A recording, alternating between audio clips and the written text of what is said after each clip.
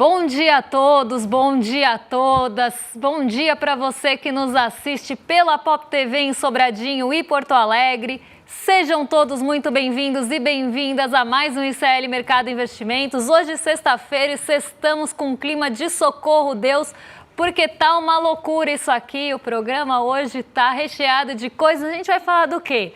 Da treta do Trump com o Elon Musk. Então, vamos passar por isso, vamos explicar aí essa queda nas ações da Tesla também, que acabaram sofrendo com tudo isso. Isso é uma parte do assunto do programa, mas a gente vai também contar para vocês como é que a feira aliviou o bolso do brasileiro segundo o IGPDI de maio. IGPDI também é uma forma de termômetro aí do que esperar para a inflação final. Então, a gente vai passar pelos principais pontos de pressão e de alívio no bolso do brasileiro. E, além disso, a gente vai tentar cumprir aquela promessa com vocês de falar sobre o Pix automático que gerou um monte de dúvidas, aí essa forma de débito automático depois do modo turbo. Mas antes de tudo isso, vamos dar uma olhadinha na agenda, porque tem dado importante pintando por aí. A gente sabe que o mercado estava bem ansioso pela agenda e pelos dados de hoje, então vamos entender por quê. Porque logo cedinho lá na Alemanha saiu a produção industrial de abril às 3 da manhã e em seguida na zona do euro saiu o PIB do primeiro trimestre, medição final. As medições que tinham sido divulgadas antes eram preliminares e agora a gente tem de fato o PIB do primeiro trimestre computado lá na zona do euro. 6 horas da manhã também saíram as vendas no varejo de abril. E teve decisão de política monetária hoje na Rússia, às 7h30. Rússia que está ali brigando, né? Brasil, Turquia e Rússia estão sempre brigando pelo pódio no ranking dos juros reais. Então, vamos ver como é que vai ficar isso depois de todas essas decisões de política monetária. Aqui no Brasil, já vindo para o Brasilzão, 8 horas da manhã saiu o IGPDI de maio, que a gente vai trazer com detalhes para vocês, mas não para por aí, porque nos Estados Unidos também tem dado importante. 9h30 da manhã saiu o famoso payroll, a taxa de desemprego, o salário médio por hora, o relatório mais completo de empregos dos Estados Unidos.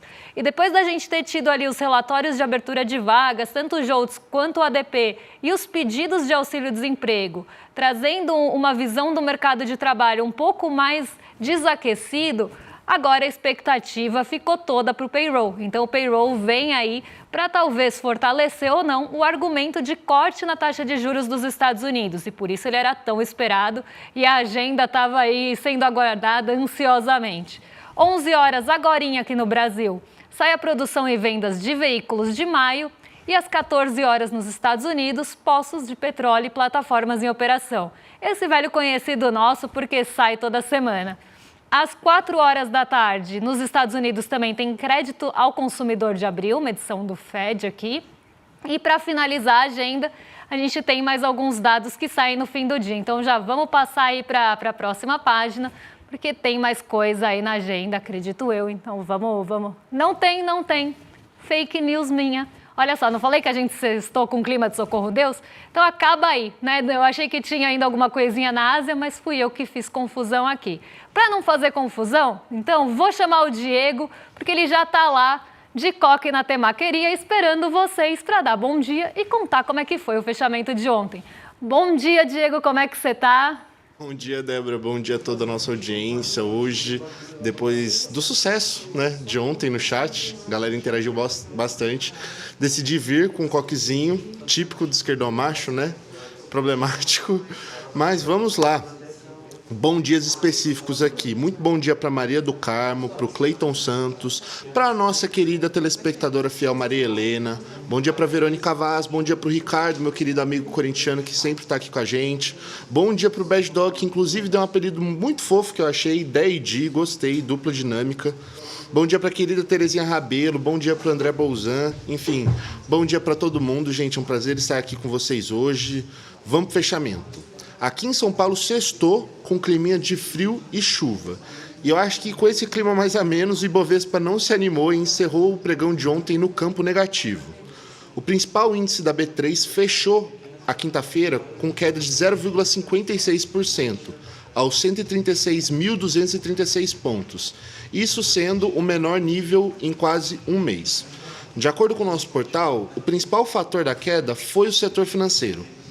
Bancos como Bradesco, Itaú, Banco do Brasil tiveram um desempenho bem negativo no dia de ontem e contribuíram para a queda na Bolsa nessa quinta-feira. Mas, pelo menos, os nossos pesos pesados, Vale e Petrobras, conseguiram amenizar as perdas. Agora, outras coisas que movimentaram a Bolsa no dia de ontem envolvem o nosso querido Laranjinha, o protagonista, por assim dizer, ou melhor, o antagonista da tarifa fatal. Dessas duas coisas foram a conversa com o telefone com o presidente da China, Xi Jinping, e a treta com o Musk, que era o seu melhor amigo. Mais especificamente sobre a treta, e isso aqui eu vou passar bem rapidinho.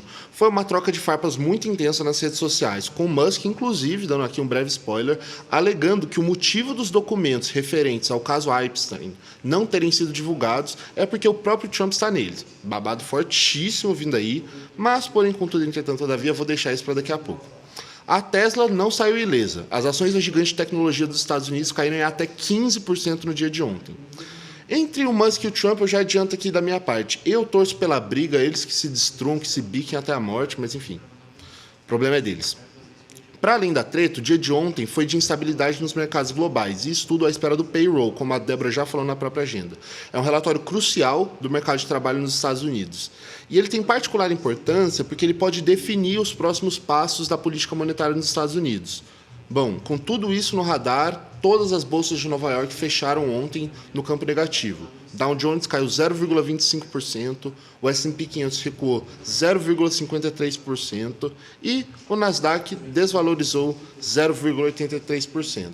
Débora, vou passar a bola para você, já com uma pergunta, querendo entender o que fez o dólar ter se desvalorizado tanto no dia de ontem. Inclusive, eu não coloquei isso aqui no meu roteirinho, me desculpem, mas vocês podem ver aí que o dólar caiu 1,05%, fechando abaixo dos R$ 5,60. Então, Débora, eu queria que você, por favor, nos explicasse o que fez com que o dólar caísse tanto no dia de ontem.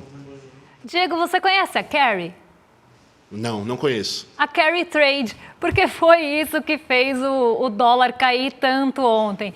A gente tem um movimento, né, que se chama Carry Trade. O que é Carry Trade? Você se financia, né, então você pega dinheiro emprestado num país que tem uma taxa de juros bem baixinha e você vai em outro país que não tem uma taxa de juros baixinha, que tem uma taxa de juros bem altinha, que é o caso do nosso aqui, e você coloca o dinheiro para render lá. Então você se financia, paga o empréstimo com que você ganha de juros com muita facilidade e fica com o restante. E muitas vezes, na operação de carry trade, você consegue ganhar tanto na taxa de juros quanto no câmbio. Então, explicando um pouquinho aqui da pergunta do Diego, antes de entrar no fechamento em si, a expectativa de que a gente tenha alta na Selic do mercado, gente, o mercado nunca é um poço sem fundo, né? A gente acha que chegou no fundo, tem mais fundo depois do fundo. Então, ontem a gente teve um movimento, né, depois de ter tido ali algumas incertezas fiscais, esse risco fiscal voltando aí para a boca do mercado financeiro por conta do IOF, da arrecadação que está incerta, dos cortes de gastos que vieram acima do esperado, mas mesmo assim já estão querendo mais. Então, tudo isso começou a elevar esse sentimento que o mercado chama de risco fiscal, mas que eu não vejo risco fiscal, mas o mercado financeiro vê, até pela ótica fiscalista que se tem. Eles começaram a pintar esse risco fiscal de novo. Quando você começa a pintar esse risco fiscal de novo, você pinta um risco país maior. Então, você tem um risco para colocar o dinheiro naquele país mais elevado. Diante dessa expectativa de risco país mais elevado, como é que começa a pressão? Onde vai a pressão? Para a taxa de juros. Então, começou a ter uma pressão para que a taxa de juros suba, pasmem vocês ou não, mais 0,25 ponto percentual na próxima reunião do Copom. Então, agora o mercado já voltou a pressionar. Lembra que eles falaram que estavam quase ali dando a bênção para os 14,75? Pois é, parece que não durou muito essa lua de mel e agora a gente tem uma pressão para 15% de taxa de juros.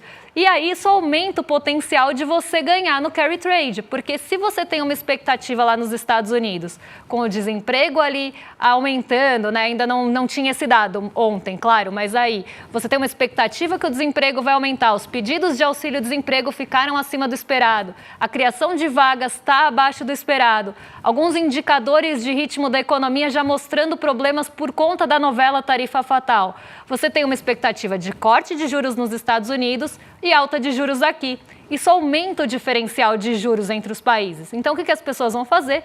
Se financiar nos Estados Unidos, trazer dinheiro para cá, para aplicar na Selic, por exemplo. Então, você aumentando esse diferencial, entra dinheiro especulativo aqui no país para comprar títulos da nossa dívida, que tem previsão de jogar ali, de botar 15% no bolso por ano de quem colocar o dinheiro aqui e se financiar muito menos.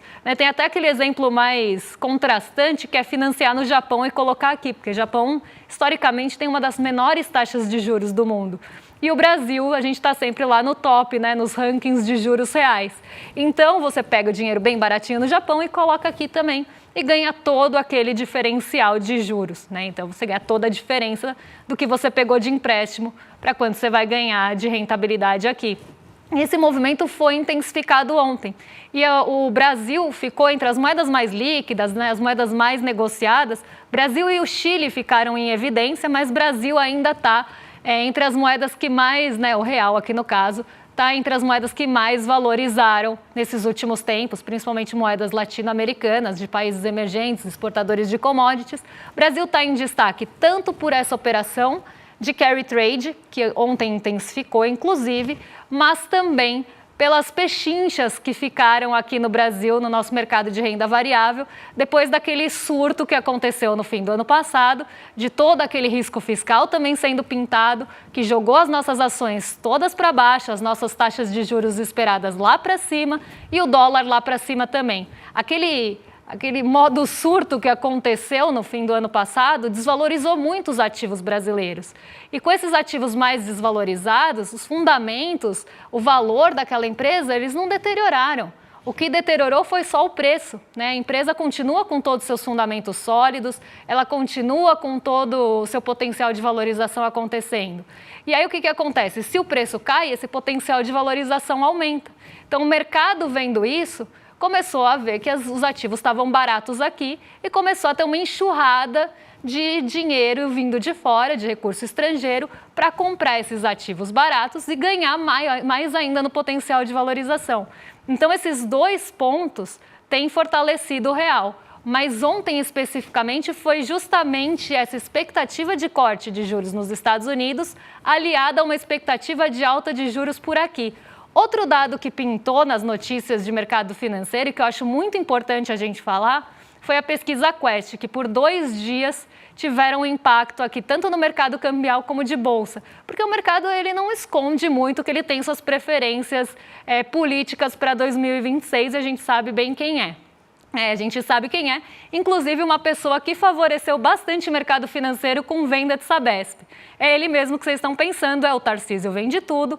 E com a queda de popularidade do presidente Lula na Quest, o mercado começou a ver alternativas que ele julga como mais responsáveis no fiscal, e mais responsáveis no fiscal, a gente está pensando em quem vai sucatear mesmo para depois vender mais barato, ou quem vai sucatear os serviços públicos para que o investimento privado tome esse espaço com toda a massificação de educação e de saúde que a gente tem aqui no Brasil, essa preferência ficou bem explícita. E aí o mercado também teve aí sua reação em relação a câmbio e bolsa, 2 dias justamente pensando já nas eleições de 2026 e essa queda de popularidade. Então isso é importante ser dito, porque a gente vê editoriais aí já favorecendo Tarcísio em manchete, a gente sabe que o mercado financeiro vai jogando essas pílulas homeopaticamente no imaginário ali, no inconsciente das pessoas, e isso aconteceu, inclusive, nesses dias que saíram a Quest. Então, a gente precisa falar disso,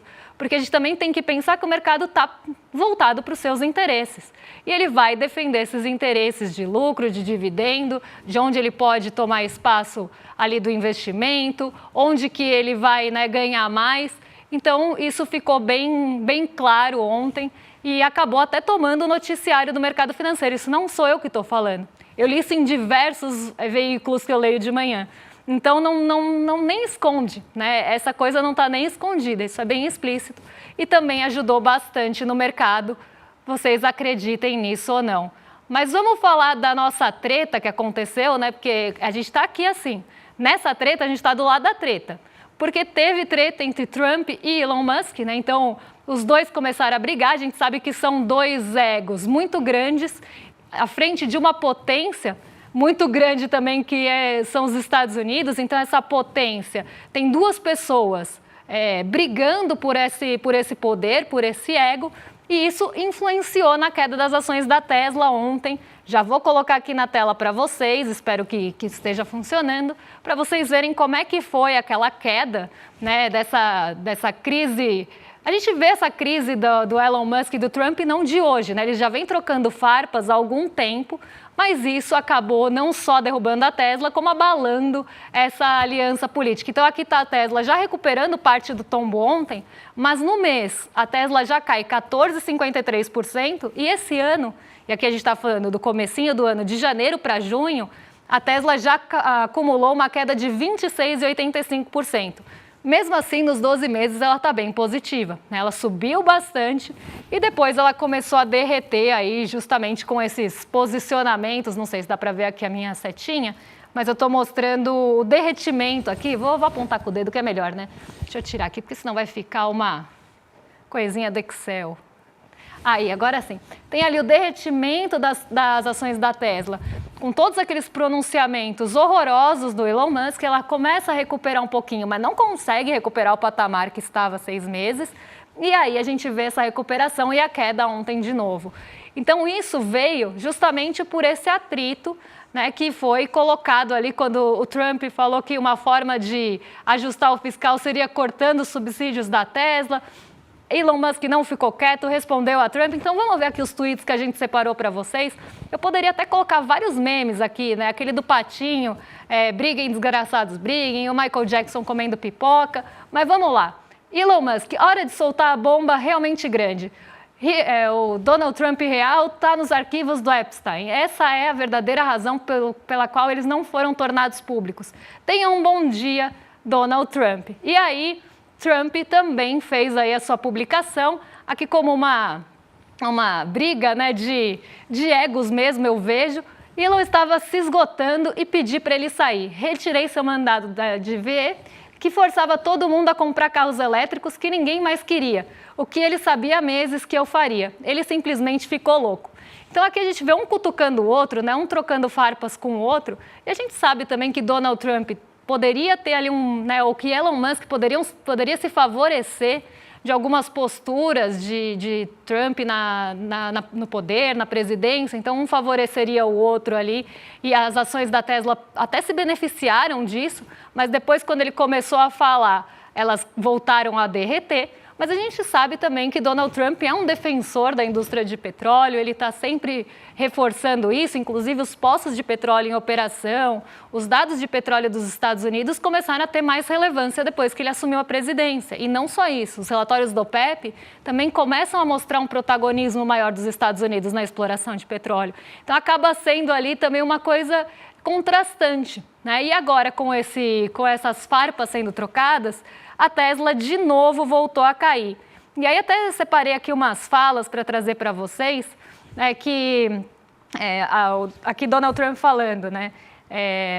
Ajudei muito ele conhecia os detalhes do projeto de lei melhor que qualquer pessoa. De repente, passou a ter um problema. Ele só desenvolveu esse problema quando descobriu que vamos reduzir a exigência para veículos elétricos, disse presidente. E aí tem justamente esses tweets sendo trocados e a queda do corte de subsídios acabou também tomando protagonismo. Só que a gente tem que lembrar, né? É o que a gente sempre fala, isso não acontece só aqui no Brasil. Essa coisa de todo mundo quer ajuste, todo mundo quer corte, mas ninguém quer o corte no bolso, acontece no mundo todo, porque no final está todo mundo buscando lucro, né? E todo mundo quer um subsídio para chamar de seu e quer que corte dos outros, né? E que seja sempre do lado mais fraco. Nos Estados Unidos isso não é diferente. Só que aí essa treta virou pública e acabou, mais uma vez, derrubando as ações da Tesla, como a gente já viu. E aí é que a gente falou, né? Estamos do lado da treta aqui. E qual que deve ser o legado de Donald Trump diante de tudo isso na sua presidência? Eu resolvi trazer um videozinho para contar para vocês qual é o legado que ele deve deixar. Vamos colocar o vídeo aí, porque hoje é sexta-feira e sextamos com um clima também aqui de humor e piadas. Então vamos lá. This is the legacy of the DuPont. This is the legacy of the toupee. This is the legacy of the toupee. Of the toupee. Ladies and gentlemen, I am officially the most fucking embarrassing president in history.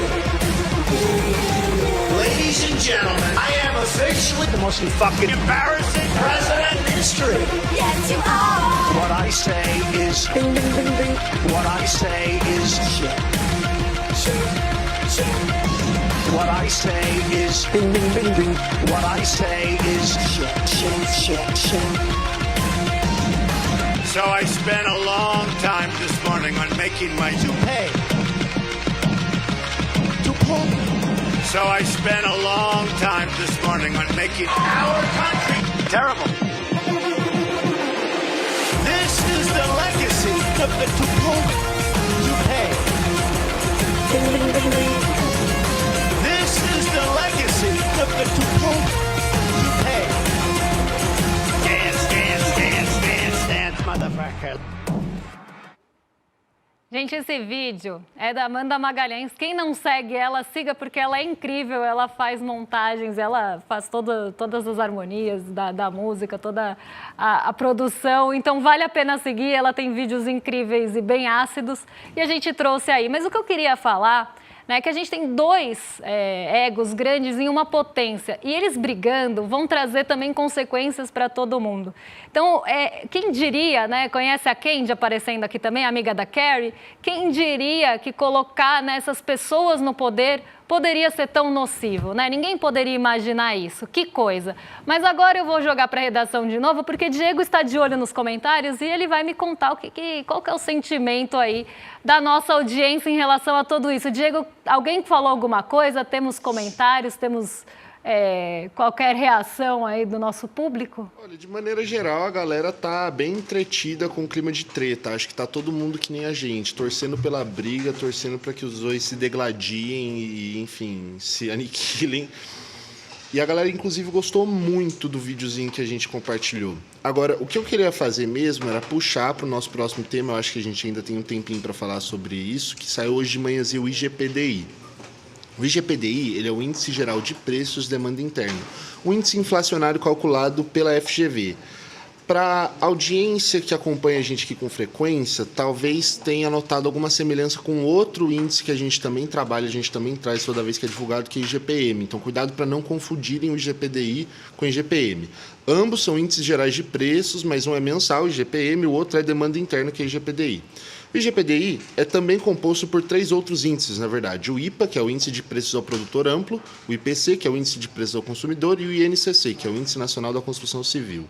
Aqui, a gente vai trazer daqui a pouquinho para vocês a variação mensal, a variação acumulada em 12 meses e os principais destaques do IPC, isso é, as maiores altas e as maiores quedas. Agora, Débora, você consegue contar para a gente detalhes do IGPDI desse mês?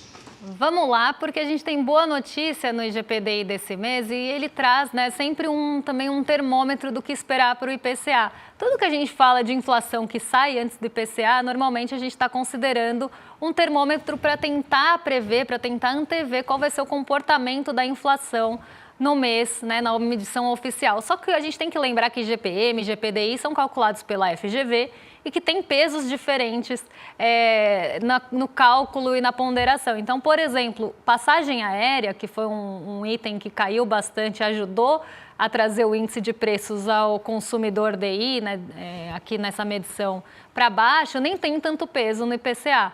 Então, a gente precisa saber essas diferenças para não levar só isso em consideração para pensar no IPCA, mas já é um grande adianto para a gente saber o que pode acontecer no nosso IPCA oficial. Então, vamos ver como é que ficou a variação mensal aí do IGPDI, porque ele caiu 0,85 esse mês de maio, então teve retração, teve recuo. Mas quem puxou o IGPDI tanto para baixo? Não foi o índice de preços ao consumidor, que desacelerou sim, de 0,52 para 0,34, mas foi o IPA, né, que é o índice de preços ao produtor. ele caiu de 0,20 para menos 1,38. A gente teve uma deflação forte aí no IPA, muito puxada por alimentos in natura, que estavam pressionando bastante. Isso é uma boa notícia para o nosso bolso, porque no IPC os alimentos in natura também apareceram. Então os itens de feira, eles estão ficando mais baratos, eles conseguiram ali ter recuos e diminuir a pressão do mês passado para esse. E isso é uma boa notícia, porque a gente sabe, gente, tem um cabelo aqui, a gente sabe que tem um peso muito grande os alimentos no bolso do brasileiro, mas nem tudo teve alívio, né? O INCC, ele teve uma alta de 0,52 para 0,58, não foi uma alta tão expressiva, mas sim uma alta que ajuda a diminuir aquela queda que poderia ter sido maior. Então, o IGPDI, ele traz esse cenário para a gente. Eu nem vou passar em 12 meses, eu vou já passar para os itens em destaque, para a gente entender quais foram os itens que aliviaram o bolso do brasileiro nesse mês de maio. E aqui a gente está olhando para os destaques só dos preços ao consumidor, que são os que acabam chegando mais imediatamente para a gente, porque por mais que os preços ao produtor tenham caído, nem tudo vai refletir no nosso bolso diretamente na mesma proporção. Se a gente tem, por exemplo, preço de queda em commodities metálicas, o quanto disso impacta no nosso bolso no fim das contas? Claro que passa, a gente até me emocionei, até engasguei aqui, claro que passa um pouco, né, dessa queda de preços em alguns itens que vão chegar para a gente como consumidor final, mas não é a mesma proporção. E mesmo dos alimentos, né, que acabam caindo ao produtor, não é imediato que esse alívio vai chegar no nosso bolso. Então vamos ver o que interessa, que é o que realmente já está aliviando e pressionando o nosso bolso. Como era de se esperar, a tarifa de eletricidade residencial pressionou o bolso do brasileiro, segundo o IGPDI, nesse mês. A gente já viu isso acontecer no IPCA 15 e no IGPM. Então, aqui mais um reforço de que no IPCA final de maio, a gente deve ter um peso sim da energia elétrica. Deve ser aí um fator de pressão, até porque mudou a bandeira em maio e vai mudar de novo em junho. Então, a gente já sabe que isso deve continuar pressionando o nosso bolso. O café em pó, sem dar trégua, mas sem novidades para quem assiste Mercado Investimentos, porque eu estou cantando essa bola faz muito tempo. Mais um mês de alta, 5,44 de alta no café em pó. Taxa de água, esgoto e água e esgoto residencial subiu 2,07. Aluguel também subiu, foi destaque aqui maior alta, né? Não gosto de falar destaque positivo, porque subiu, para a gente não é positivo. Mas aluguel residencial em alta de 0,75 e a batata, a volta dos tubérculos, né, está em todos os índices também, com uma alta de 13,86. Agora vamos ver o que aliviou o bolso. Passagem aérea, que a gente sabe que só alivia o bolso de rendas altas, caiu 6,98. Mas no IPCDI ele acaba tendo uma relevância. O tomate, que estava virando colar, né, que eu falei para vocês, expliquei que é sazonal, que tem questões muito ligadas ao cultivo e à forma também de produção, até questões climáticas, né, que fazem ali o tomate, um item tão perecível, estragar dependendo da condição de plantio, de transporte. Então ele voltou a cair, caiu 9,09. O arroz, aqui também um destaque de queda, com queda de 3,83, boa notícia também. Ovos começaram a aparecer, o Bad Dog, que sempre quer saber a inflação do ovo, tá aí, ó, caiu 2,31%, segundo o IPCDI. Então a gente começa a ter também um alívio daqueles fatores sazonais do calor, da quaresma, que agora deixam de ter efeito em relação à inflação aí o preço dos ovos. A tarifa de telefone móvel também caiu 5%, mas a gente tem que entender, né, o peso que tem isso na renda e na composição da nossa cesta de consumo.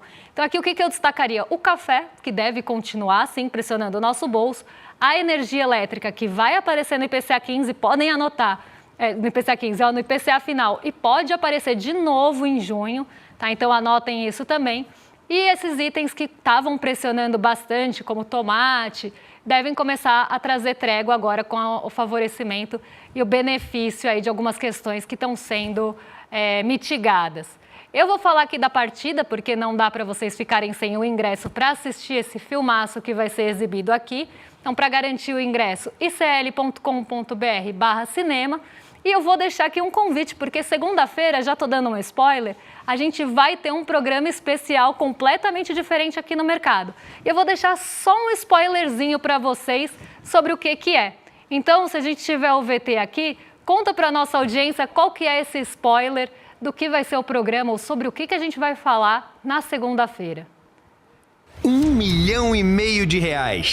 Esse é o investimento que o ICL vai fazer em projetos de impacto. Mais de 1.000 empresas do país inteiro entraram na disputa para ter seus negócios transformados. Mas só 7 empresas vão ser escolhidas.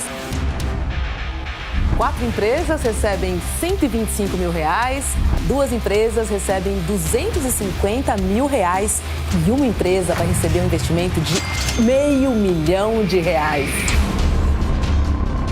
Não é matemática, não é cálculo. É conhecimento do seu negócio, porque cada negócio é um negócio. Uma coisa que venda bem e que o consumidor queira comprar. Tantas frentes no negócio. Em qual focar? Muito orgulhoso disso que a gente está construindo junto, sabe? Isso tudo é muito especial. Quanto mais você fica nervoso, mais você trava o seu cérebro. Explorar um pouco nessa visão de marketing digital. E eles vão decidir se cada empreendedor passa ou não passa para a próxima fase. Tem gente que não sabe o buraco que tá. Eu queria lembrar que empreender é coisa séria, investir é coisa séria. É um momento difícil, mas o jogo precisa seguir.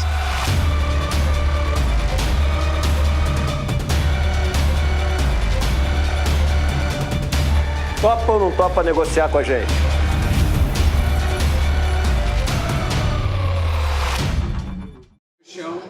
Vamos começar a esquentar os motores, porque vem aí o ICL Tank em breve. Então a gente vai ter programinha especial na segunda-feira, já contei para vocês. E agora vocês vão sextar em mais do que excelente companhia, porque vocês vão dar rolê de sexta. Nossos vizinhos de cima já estão prontos para receber vocês. E a gente volta aqui com o Mercado Investimentos Especial na segunda-feira. Um beijão, bom fim de semana e até lá! Imagine pegar um ônibus com pessoas de visões de mundo completamente diferentes e partir rumo ao Uruguai para encontrar com Pepe Mujica em busca de um sonho. Parece ficção, mas não é. Essa viagem realmente aconteceu e virou um filme chamado Partida, que o ICL vai exibir com exclusividade no domingo, 8 de junho, às 8 horas da noite. Uma obra que mostra um Brasil rachado, mas que ao mesmo tempo nos dá uma mensagem. Nós não podemos nunca esquecer do nosso sonho. Depois da exibição do filme, eu, Leandro Demore e o diretor Caco Ciocler estaremos juntos para entender esse Brasil partido e a busca por esse sonho. Olá, olá, olê, olê, olê, olá. Eu sou o Lindener Pareto, historiador, e tenho um convite especial para vocês para acompanharem o Provocação Histórica aqui nos canais do Instituto Conhecimento Liberta. Toda quarta-feira, às 7 da noite, logo após o ICL Notícias segunda edição, convidados e convidadas que ajudam a gente a pensar o passado, a criticar o presente e a projetar alternativas de futuro para um Brasil diferente, para um mundo diferente. E se no cotidiano dificílimo do trabalho você perdeu o episódio inédito, não se preocupe, você pode assistir também toda quinta-feira a reprise, logo após o Rolê ICL, ao 12h30. Venha para o Provocação Histórica.